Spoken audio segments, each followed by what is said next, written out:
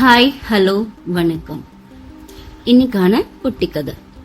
நம்ம லைஃப்ல ஒவ்வொருத்தருக்கும் ஒவ்வொரு பின்பம் கொடுத்து வச்சிருப்போம். இவர் இப்படிதான், அவர் அப்படிதான், இவன் இப்படிதான் பண்ணுவான், அவன் அப்படிதான் பண்ணுவான் அப்படின்னு நினைச்சிட்டு நம்ம மனசுக்குள்ள அவங்களுக்கு நிறைய கதை நம்மளே கொடுத்து வச்சிருப்போம். இதெல்லாம் எப்படிப்பட்ட ஒரு தப்பு அப்படிங்கறத நம்ம இந்த கதையில பார்த்து தெரிஞ்சுக்கலாம்.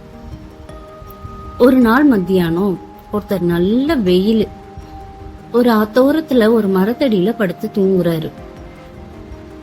நல்லா அசந்து தூங்கிட்டு இருக்காரு மத்தியான நேரம். அப்போ அந்த வழியா வந்த ஒரு விறகு வெட்டி அவரை பார்த்து, இவரு ரொம்ப உழைப்பாளி போல, அதான் உழைப்போட களைப்புல வெயில் கூட தெரியாம தூங்குறாரு அப்படின்னு நினைச்சிட்டு போறாரு. அந்த பக்கமா அந்த ஒரு திருடன் அவரை பார்த்து, அந்த தூங்குற மனுஷனை பார்த்து, இவன் நைட்டு ஃபுல்லா கண் முழிச்சு திருடி இருப்பான் போல, அதனாலதான் இப்படி தூங்குறான் வெயில்ல கூட அப்படின்னு சொல்லிட்டு அவனும் போறான். மூணாவதா அந்த பக்கம் ஒரு குடிகாரன் ஒருத்தன் வரான். தூங்கிட்டு இருக்கிற மனுஷனை பார்த்து, இவன் காலையிலேயே நல்லா குடிச்சிட்டு குடி மயக்கத்துல வெயில் கூட தெரியாம படுத்து கிடக்குறான் பாரு அப்படின்னு சொல்லிட்டு அவரும் போறாரு. நாலாவதா அந்த பக்கத்துல இருந்து ஒரு துறவி ஒருத்தர் வராரு.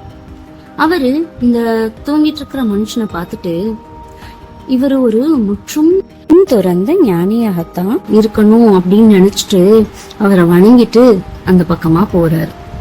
இதுல இருந்து நமக்கு என்ன தெரியுது? ஒருத்தர் செய்யற செயல் ஒண்ணுதான், ஆனா பாக்குறவங்க கண்ணை பொறுத்துதான் இருக்கு, அதுக்கான பேர் நிறைய இருக்குன்றது நமக்கு தெரியுது.